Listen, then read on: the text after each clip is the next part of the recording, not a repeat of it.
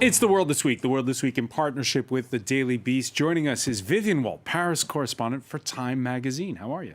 Very good. Very good. Yeah, Okay. why not? Why not? Well, why not indeed? Adam Plowright is France correspondent for the French news agency AFP, looking suspiciously tanned and relaxed for the final days of a French presidential race in the middle of a war in Ukraine. It's all the campaign trail, hanging out in the sunshine. I see. Okay. With us as well, Aysegül Sert, who is an independent journalist. How are you? I'm well. You're well as well. Anne-Elisabeth Moutet is with us as well, thanks to the magic of Skype, columnist for the Sunday Telegraph. You do realize, Anne-Elisabeth, that if you'd been on set with us, it would have been the first time since the start of COVID where we'd had 4 panelists in the studio on a Friday. I did not want you to break a run of luck like that. Okay. You owe us dinner. You can, by the way, listen to The World This Week on Spotify, Apple Podcasts, and other fine streaming services. Now, no matter which side you believe, the optics, well, they're bad. Russia announcing that its flagship cruiser in the Black Sea, the Moskva, had been sunk while being towed. It was after a fire on board, says the Kremlin. A Ukrainian-made Mercury-type missile claims Kyiv. The Russian response, quick in coming. The bombing overnight of a factory southwest of the capital that makes Neptune missiles. And Moscow throwing up new unconfirmed claims that Ukraine's hitting targets across the border. The number and scale of missile strikes on targets in Kyiv will increase in response to any terrorist attacks or sabotage of the Kyiv nationalist regime on Russian territory. Yeah, that spokesperson's words coupled with Defense Ministry images of missiles flying into the sky. Vivian Walt. This is obviously really worrying because it's clearly a moment in which everybody is gearing up for the major battle that's going to happen in the East. And it's just very hard to see how this war is going to keep contained within the borders of Ukraine. Whether or not Kyiv has actually struck over the border again, which they did once, into Russia. You know, now you have Finland and Sweden being fast-tracked into NATO. You have so many different signs that this is going to become a wider war.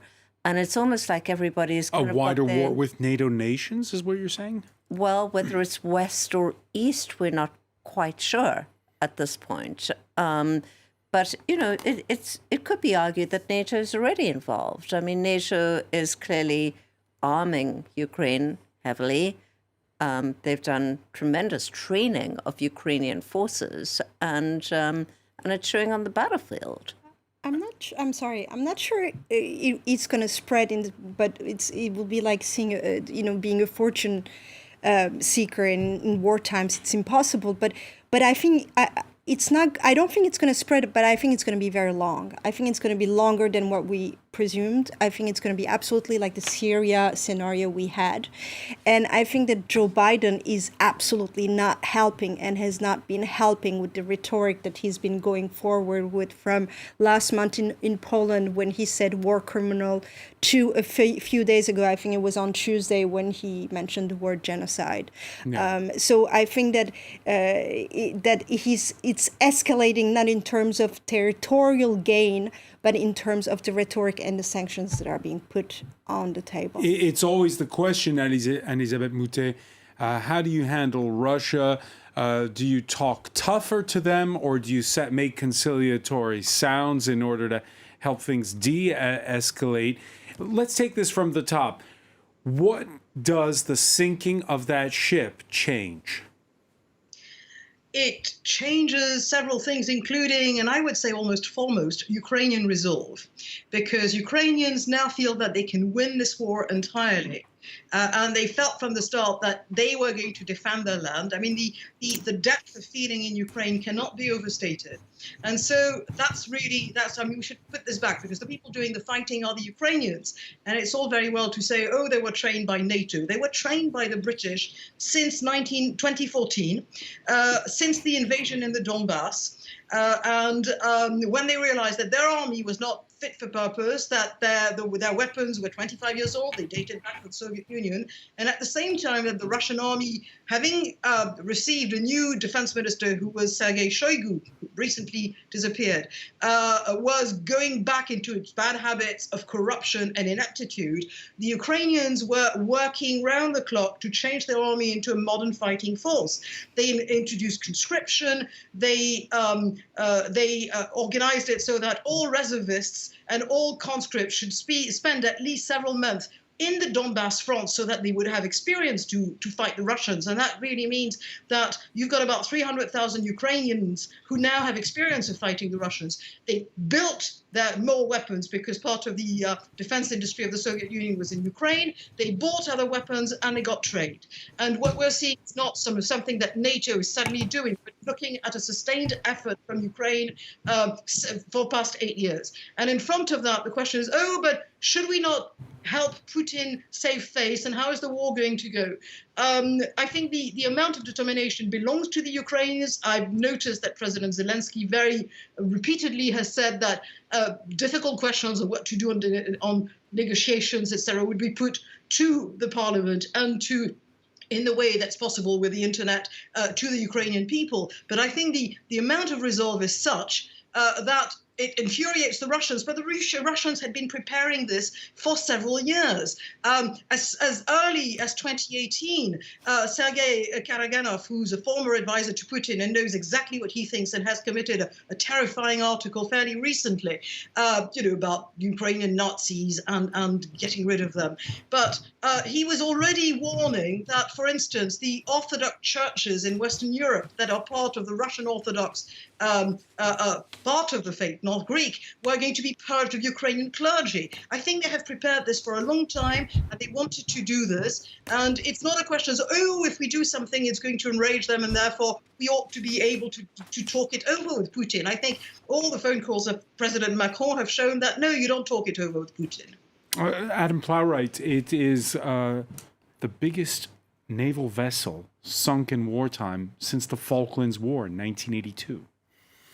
Yeah, it's extraordinary. I think, as Elizabeth was saying, there's a huge, as well as a military impact for Russia, but there's an impact on morale on both sides. And I think that the impact for the Ukrainians is very much, this will reinforce their idea that this is a war that they can win. And I think, again, on the Russian side, obviously, we know from our information in the West that we see very clearly how badly planned the Russian operation has been, the military losses they've taken on the battlefield. It's a very different picture, of course, inside Russia with the immense control that the Kremlin has over state media.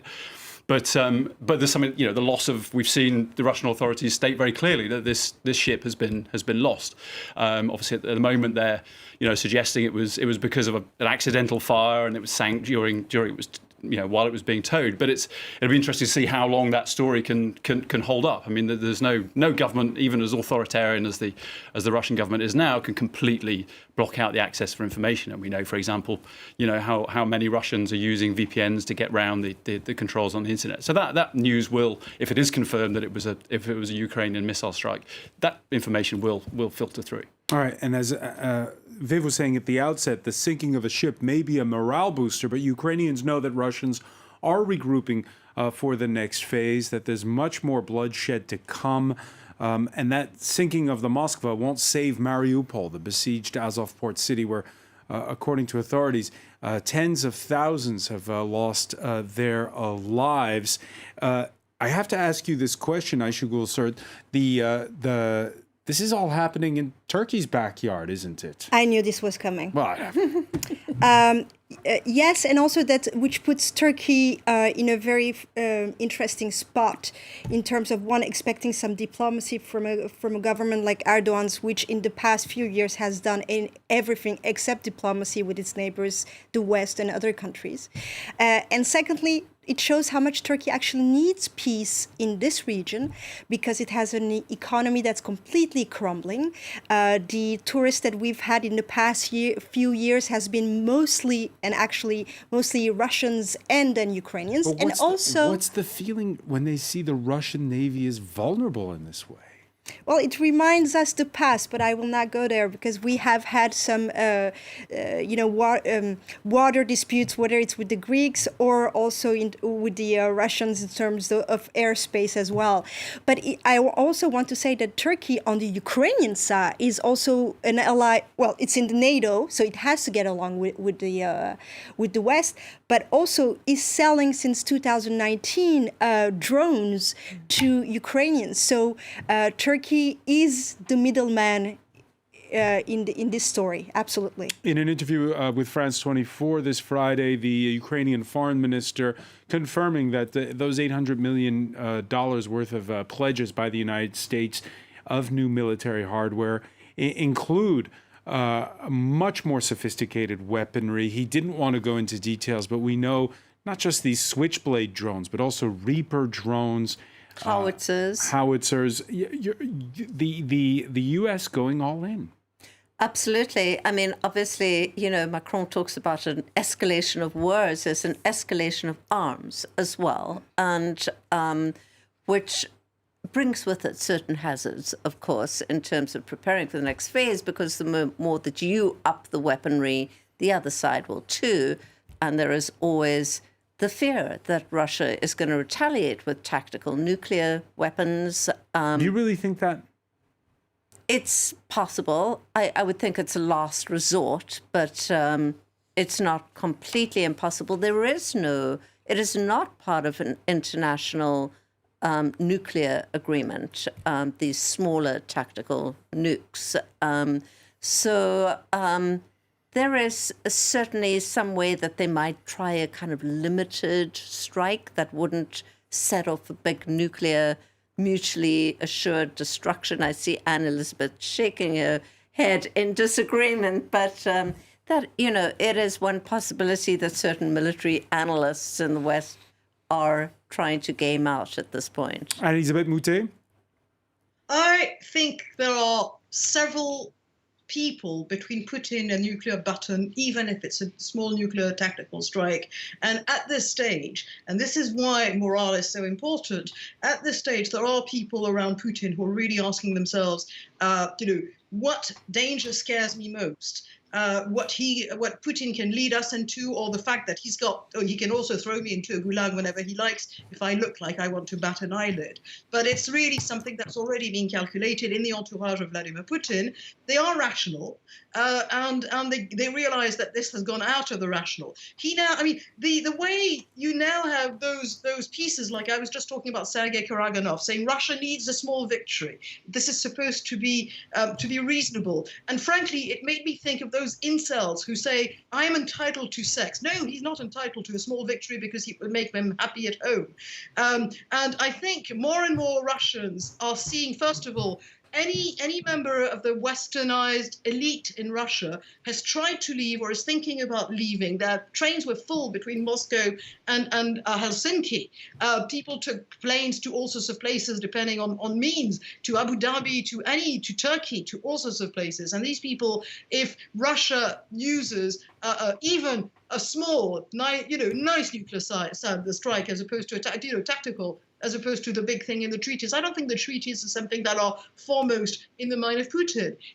And so and I'm not the only one, because honestly, there are people you talk to who are more reasonable. If it's not even gone into the declarations that they made, and the nuclear threat was hinted at before the beginning of the actual war, when the first time that Emmanuel Macron went on 5th of February to go and visit Putin, this was mentioned at one stage during the press conference. So no, I think now it's out of the discourse, because the danger then is not just that that a NATO nuclear strike might retaliate. It's more that for the people in around Putin, it means that they have no future, they have no way except following the madman till the end. I think that's let's listen on that score to the language used by the U.S. president. Joe Biden accusing not once but twice Vladimir Putin's Russia of genocide this week. I call this genocide because it becomes clearer and clearer that Putin is just trying to wipe out the idea of being Ukrainians. and the evidence is mounting. It's different than it was last week. The more evidence is coming out of literally the horrible things that the Russians have done in Ukraine. And we're going to only learn more and more about the devastation. And we'll let the lawyers decide internationally whether or not it qualifies, but it sure seems that way to me. Of course, not everyone quite ready to employ the word genocide. And although France has now sent a forensic team of gendarmes to help Ukrainians gather evidence in the liberated Kyiv suburb of Bucha, where the civilian death toll continues to rise, President Macron treading carefully. It is madness what's happening right now. It's unbelievably brutal. It's the return of war in Europe. But I look at the facts at the same time. I want to try my best to continue to be able to stop this war and rebuild peace. So I'm not sure the escalation of words is helping the cause. Why is he speaking like that, Adam Plowright? Does he really want to think that it's what's it about? I think there are two calculations in Macron's head. I think the first thing is he's, of all the Western leaders, is the one who's tried the hardest to keep a dialogue open with Vladimir Putin. And as a consequence, we've seen France being more reserved in talking about arms supplies. It's done it far more quietly than other Western countries. And in Macron's rhetoric, you've seen that he's made an effort not to escalate things. He's not said anything that would be sort of considered to be inflammatory, too inflammatory in the Kremlin. And I think the second point, and I tend to agree with this at a personal level, is that I think he feels uneasy about politicians talking about genocide. And I think there's a risk that when we hear genocide, we hear that term, which is really, So overusing it the way the word Nazi has been overused? And I think by overusing this word, there's a danger that you devalue the meaning of it. And it was, there's really no, there's no totally crime more heinous than genocide as we know. And I think we've seen it in conflicts all over the world, that it gets used. We saw the Russians using it, if you remember, at the beginning of the conflict. They were talking about the Ukrainians committing genocide in the Donbass. So I think he feels uneasy about using it without it being characterized by investigators or by jurists. By international law, you can't do that. Mm-hmm. As the leader of a country, even if you're the leader of the most powerful country in the world, by international law, what you call genocide, words have a weight, words have a meaning. The fact that it has to pass through a processus of going through a Senate, or it has not only to have proofs, but also to use it exactly when it needs to be used. And that's the problem that I wouldn't. Anna Elisabeth Moutet said something about the entourage of Putin. I wouldn't want to be in the entourage of Joe Biden these days, because his aides keep saying, this is not what our president tried to say. No, he did not mean, regime change. No, he did not really say genocide. But the words, the case he makes a persuasive case, pointing to the fact that the Russians have been employing language such as de-Ukrainification. Yes, but I don't think you want to match it, and especially in this context, I think, and this is not an issue which comes up very often, but we're talking about Ukraine, where there actually was something of a genocide during World War II. I mean, they killed hundreds of thousands of Jews in Ukraine. Not to mention the purges of the 1930s. Absolutely. There actually was a genocide. And I think that I totally agree that to bandy around a word like this does in a sense kind of, it cheapens its meaning and muddies the whole It does, and it concept. puts the Western leaders in a really odd situation, because don't forget that Boris Johnson, Ursula von der Leyen, in the past, 1 week, 10 days, have gone to Ukraine. That means that if the West and the United States are allied, they are going to a place, there's something almost horribly voyeuristic at looking at these atrocities, agreeing that this is genocide, since the Western countries and the U.S. are allied in what we call in this war against Ukraine, and then you go and see on site the genocide, and you don't even dare call the name. You don't even dare go help the cause other than just from afar giving. Well, France, again, sending those forensic gendarmes to help the Ukrainians to gather the evidence. I personally think that it's not enough. With what's going on today, in the past 50 days, what we have seen, there has been an invasion of a sovereign country, and all we say is big words. All we do is assemble leaders at Versailles and then, pat our back saying, we just agreed as Europeans on this. I think there needs to be more done, and not in words, in actions. There has been a pretty historic move by the European Union nations and elsewhere in NATO to arm Ukraine, despite the worries of this escalating into, and of course the economic sanctions against Russia. And yet the war continues. All right. Emmanuel, one final word on this very briefly, Elisabeth Moutet. Okay, I think Viv is quite right to say that Ukraine has known genocide. It has known actually two different genocides: the Holodomor, which killed at least 4 million people, the starving, voluntary starving in 1931-32 by Stalin of Ukrainians, and what happened in what are known as the Bloodlands in Western Ukraine. But what's interesting is that the person who uses the word genocide is President Zelensky, and 3 of his 4 grandparents were killed in that genocide. And he's also seen how it was waged, because you've got, if you want to look at the German genocide of Jews, half of it is technologically, if I can use the word, in camps. The other one is called genocide by bullets. And that is exactly the practice, is exactly what he's been told at home by his 4th grandfather who survived, which is shooting people, torturing people, dismembering people, torturing people. And so he has a family memory of what it felt like on the place where it was happening. And this is why he's using the word.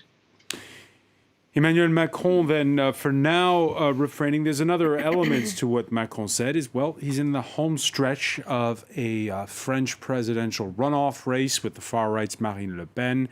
And on this Good Friday, which happens to be the 3rd anniversary of the fire that gutted Notre Dame, the incumbent touring the reconstruction site of the famed Paris Cathedral.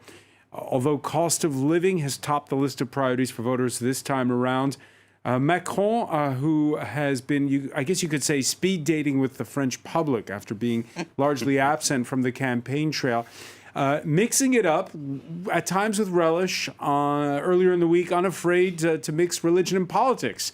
When he exchanged with a veiled supporter in the eastern city of Strasbourg. Est-ce que vous êtes féministe? Ah oui. Ah, ça c'est bon alors, monsieur. Merci pour le discours européen. Ce qui est beau. Je vous ai écouté. Non, ce qui est beau. Vous êtes féministe? Oui, moi je suis féministe. Vous êtes pour l'égalité femmes-hommes? Je suis pour l'égalité femmes-hommes. Je peux me permettre d'être indiscret? Oui. Vous portez un voile par choix ou vous imposé? C'est par choix. Non, mais c'est Totalement par choix, monsieur. parce qu'il y a les caméras. Non, je vous le dis parce que Totalement par choix, monsieur. avoir une jeune fille qui porte le voile à Strasbourg qui dit est-ce que vous êtes féministe?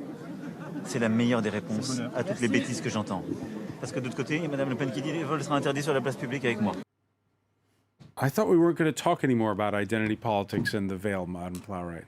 There was maybe that idea that in the first round that we saw Eric Zemmour, who was the far right candidate. A week ago, we were saying, it's all about the cost of living. No one's talking about it. Well, it's true. I mean, but this was one of the main themes of sort of the early part of the campaign. It was September, October last year, we saw a huge amount of it. And then, as you say, it got overshadowed by the war in Ukraine and by the cost of living.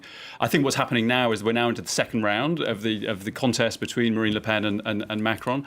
And up until now, we haven't really seen much discussion of Marine Le Pen's programme. And there's a very clear desire from Emmanuel Macron to highlight some of the stuff which he sees as extremist, as impossible to implement, and foremost among that is the proposed ban by Marine Le Pen on wearing the veil in public. And just in the interest of equal time, the far-right candidate also ran into a veiled constituent this Friday while touring a small town in southern France.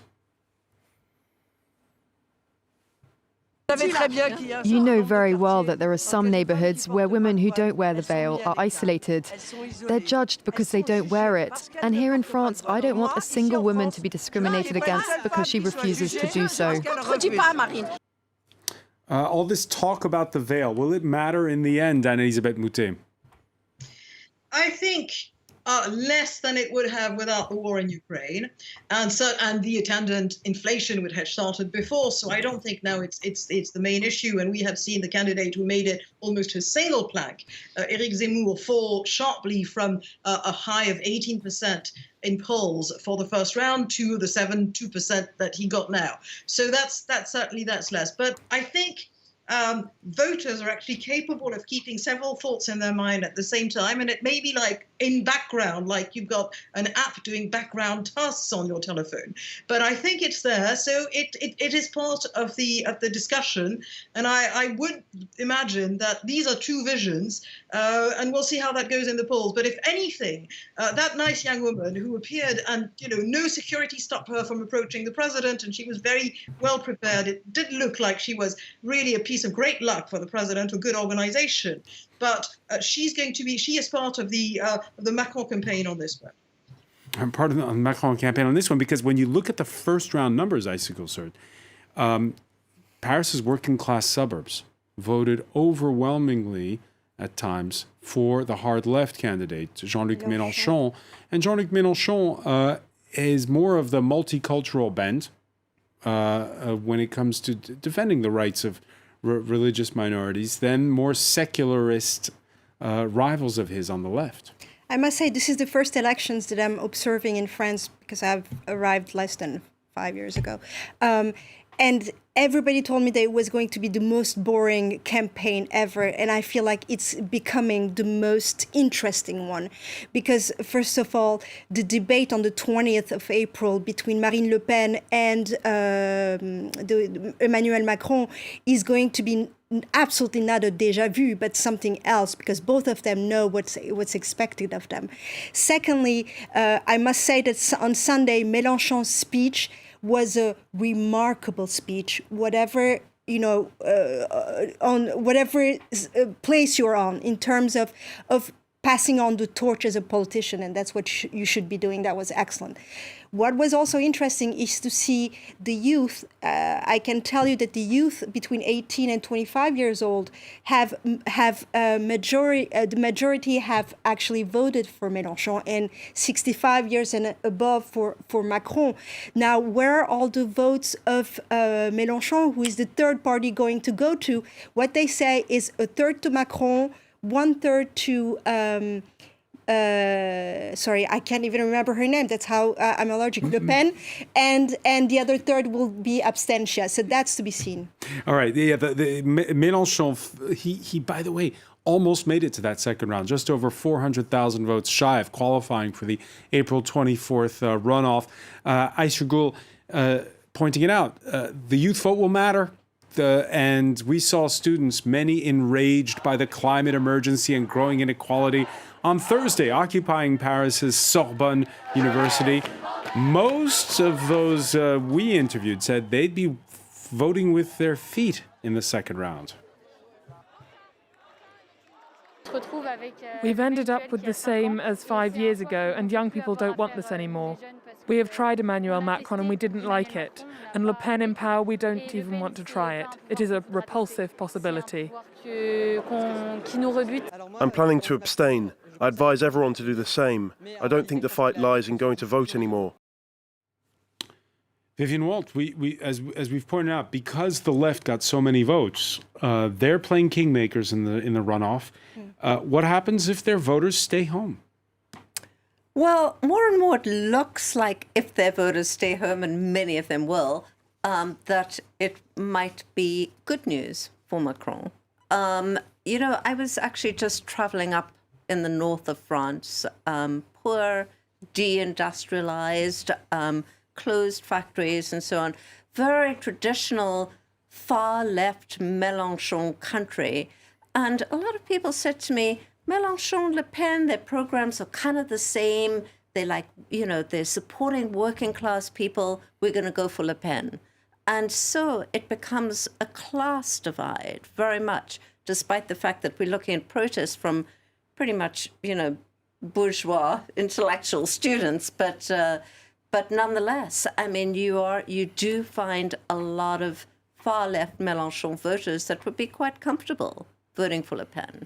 I just want to say, as a professor I'm a journalism professor at Sciences Po, and I've spoken for weeks with students. There were protests there, by the way, on Thursday as well. Yes, but but they did go to vote. But that's not the thing. Is that because of laws that have changed in France in the past few years, the students at Sorbonne and at Sciences Po are not just the bourgeoisie or the elite. I can tell you from my students, I have a lot of students who are from those towns and villages in the north, who are the first one from their family to go to university.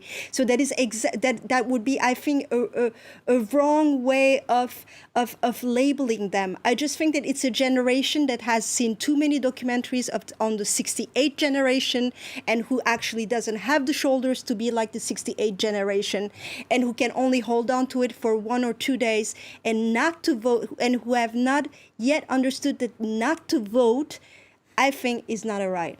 Adam Plowright, you heard Aisha Goul say earlier how, yes, it's a rematch of the 2017 election, but it will be very different. Particularly, the big showdown in a French presidential runoff is the second Wednesday. There is a candidates debate, and it's very often a no-holds-bar face-off. You agree that this is going to be very different from what we saw 5 years ago when Marine Le Pen had a bit of a meltdown in that debate?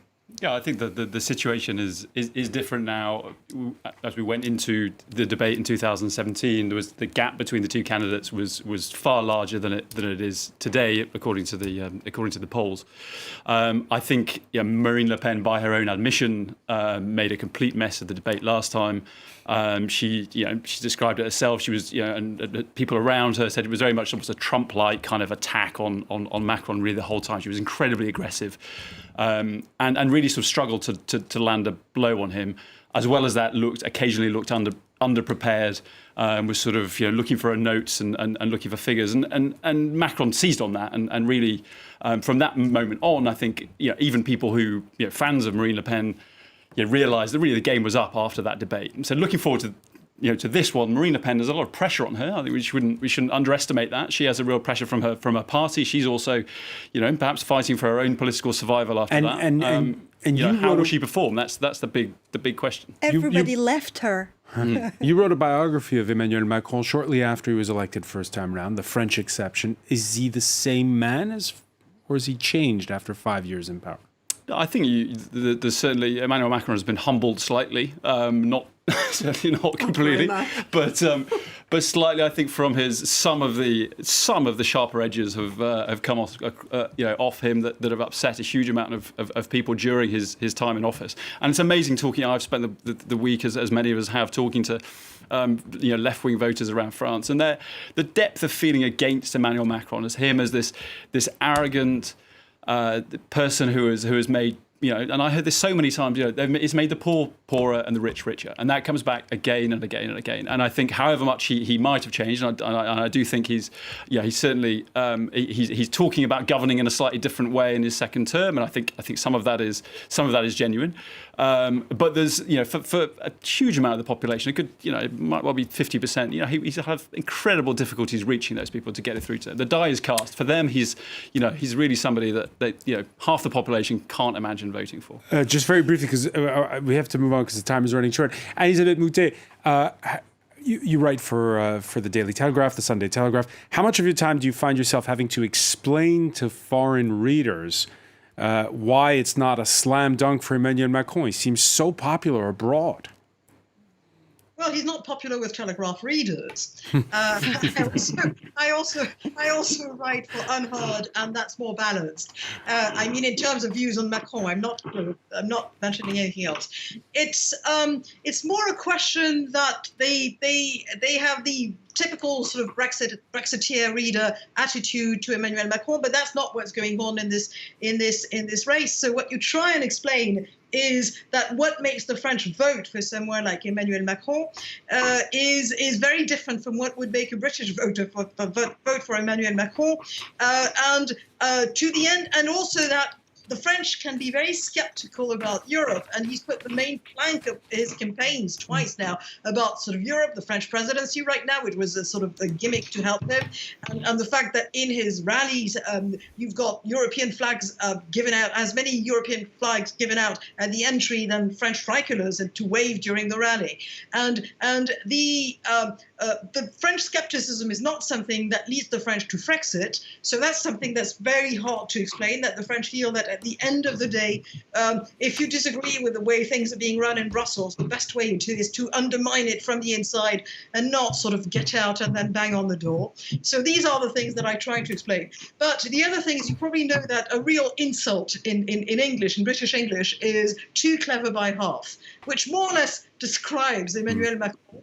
And so you have to explain that the French attitude to cleverness and the British attitude to cleverness is very different. It is indeed. On the campaign trail early in the week, Macron boasted about France's ability to now ease COVID restrictions after 2 years of pandemic, while on the other side of the planet, China keeps trying to enforce a zero COVID policy. While the city of Xi'an has become the latest metropolis to brace for a mass lockdown, in Shanghai, images on social media of protests against, well, first being locked in homes for a long time, and then authorities setting up isolation facilities near residential compounds. All of us here are residents who abide by the law. We want and we are willing to do something for the country. You forbade us from gathering or head out anywhere outside, and we have complied. But now you want to place infected patients with high transmissibility rates less than 20 meters away from some residential areas. What do you want us, simple residents, to do? Vivian Waltz, Shanghai's still closed in parts, huh? And of course, the moment they have one case in a community, they have to start all over again. So, let's just take it, firstly, not from a civil liberties point of view, which you could take it from, but just in terms of public health. A lot of public health experts would say this is unworkable, it's unsustainable, and actually it will backfire in the end, because you have entire communities with no immunity whatsoever. You have people who are vaccinated, sure, but they don't have the immunity to kind of withstand what's coming next, let alone what it's doing to the economy, the social fabric, the family life, on all sorts of different levels. So, you just have to wonder about the kind of logic of it. It just seems so illogical sitting from where we're sitting in Paris. Yeah, the pendulum has swung the other way, because we were in admiration of China, their pandemic handling, a year ago.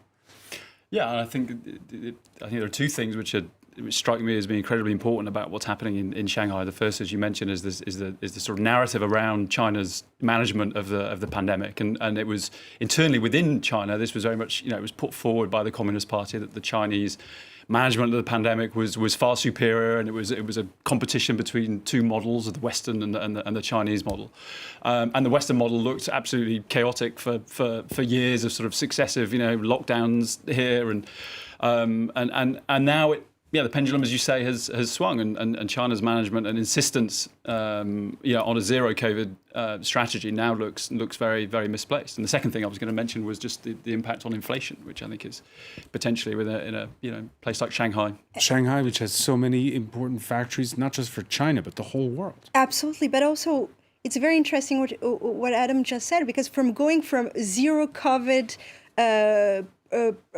procedure, China is again going to a zero civil liberties politics. It's the fact that this Sunday, about almost 5,000 French people who are in Shanghai were not able to go and use their right to vote is absolutely unacceptable for me. I know that 5,000 French people in a city of 25 million is not much, but in an election that's so important and where each vote actually counts, and that another country, such as China, has allowed, and again, on the 24th we have elections. Are these French people going to be able to vote again? that's another question. That for me was the most striking part. Well, it is evolving. There are factories that are going to reopen on Monday in Shanghai. One of them is Tesla, which brings us to our next topic. I made an offer, a 4-word tweet by the world's richest man, grabbing everyone's attention after being rebuffed by the board of Twitter when Elon Musk went public with his 9% personal stake in the social media giant. The boss of Tesla and SpaceX putting $43 billion cash on the table to buy it outright. He said that it isn't really so much a financial investment, but rather this is he's spending this $43 billion in the name of free speech for a functioning democracy. Does this help a functioning democracy, Vivian Walt? Oh my gosh.